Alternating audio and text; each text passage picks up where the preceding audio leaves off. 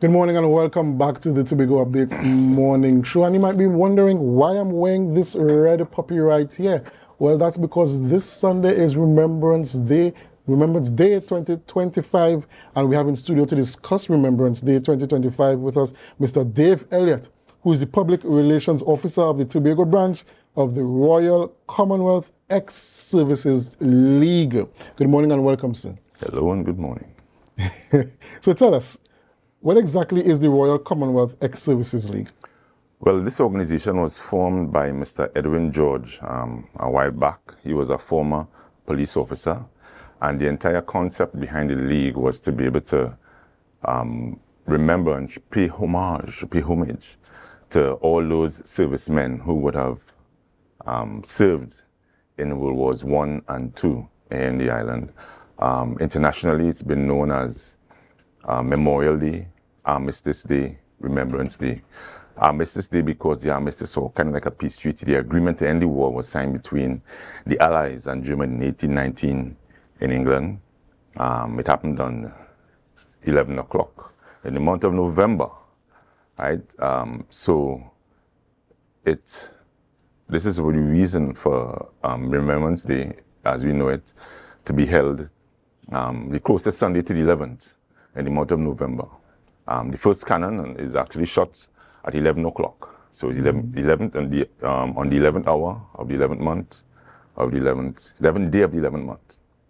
Okay. So the league itself was formed by Mr. George, and today we are aligned with our mother company in Canada.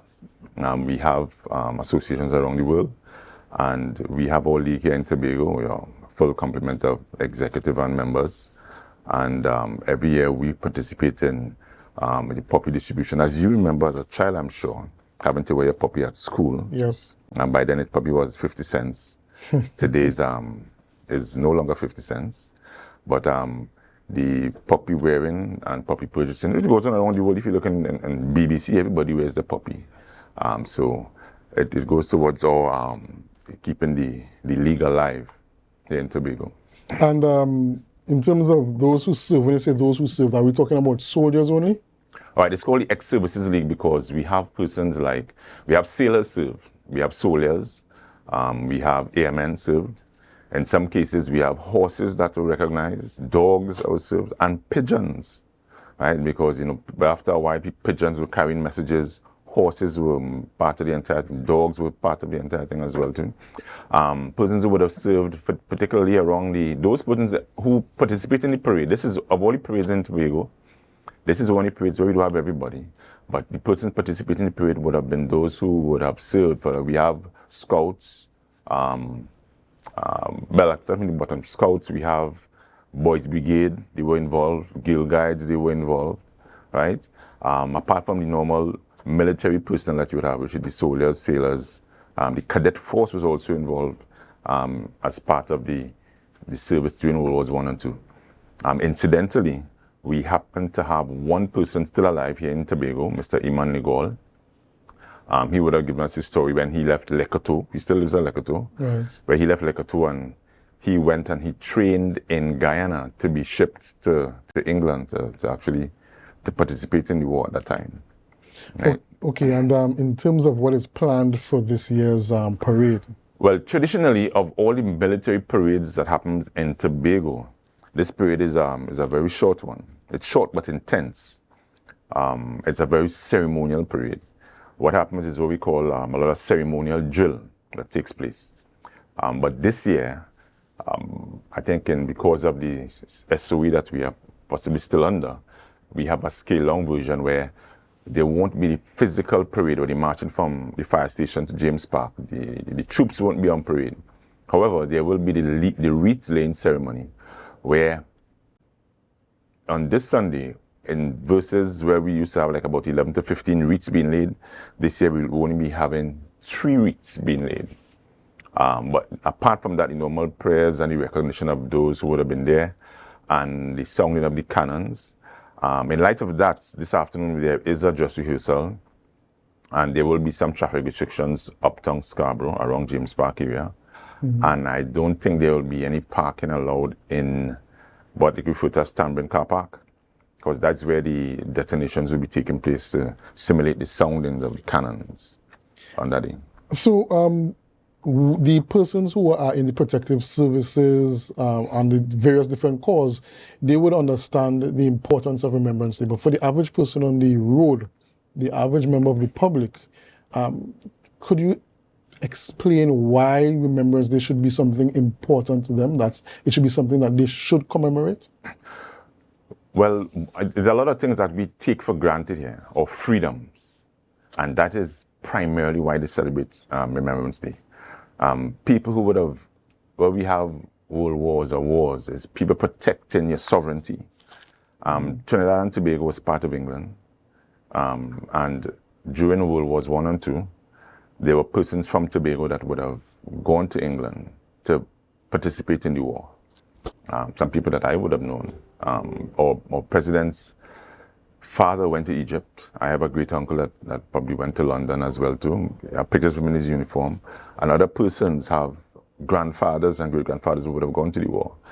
And it's primarily to protect your freedom. The reason why we walk up and down in Scarborough and you're drinking, you could drink a beer and, you know, it's nobody's business. Tobago is one of the most carefree places in the world, apart from the laws, and it's primarily because of that. People go to fight to protect your freedom. The situation supposedly that happened in Venezuela, the public is coming out to protect their freedom, what they term as their freedom and their sovereignty, right? So what the poppy wearing actually does, the poppy is actually worn because during one of the wars, right outside a field tent, after a battle, a bloody battle, one of the surgeons, he would have happened to look outside. You see, like sometimes after the rainfall, you see flowers popping up out of the ground. And these poppies actually start to bloom. The field is called Flanders Field. And these poppies started to bloom over the entire area. And for that reason, the poppy is actually, after the end of the war, when the armistice was signed, the poppy was worn as a symbol to signify the end of the war, and hey, we will not forget people and the sacrifice that they would have made. So this is why it's called Remembrance Day. In light of that as well, we sell puppies, part of the league, which is what we do every year around this time. We also recently would have published a book called Tobago Remembers. It's about the Tobagonians in the world wars. Right, the book is $20. Where can they get it? You could call me 495-8214. We have our president. You could call us as well, Mrs. Linda Eastman in Scarborough. It gives you information about the wars, those who would have participated. And for persons who are interested, anytime you go up to James Park, take a look on the cenotaph, you just might see somebody that you know, their name is there. One gentleman called me, said he knows his grandfather is the only corporal on the wall, right? And he's proud of that. And we would go there and look at it every now and again. And after the parade, we have a luncheon where we celebrate with the veterans and their children or their grandchildren. This happens afterwards. It's almost like a closed event. But people are invited. Not the general public, but Yes. the people Yes. are reminded at that event. So the public are invited. They could come out and have a look at the wreath-laying ceremony. Is no longer a parade for this year, and this is on Sunday. You can come up from about, let's say, 10:30. Okay. All right. Thank you very much, Mr. Dave Elliot, for joining us and giving that information concerning Remembrance Day 2025. It is on this Sunday up at James Park, and we want to give our respect and remembrance and honor and commemorate those who have sacrificed their lives for our freedoms. Ladies and gentlemen, we have to go for a short break, but when we come back, we will be having conversations with Justin John and Jay Allen, and they're going to be talking about International Men's Day debate that is targeted for next week, Monday. So do us a favor, share the live, share the live, share the live. We'll be right back after these messages.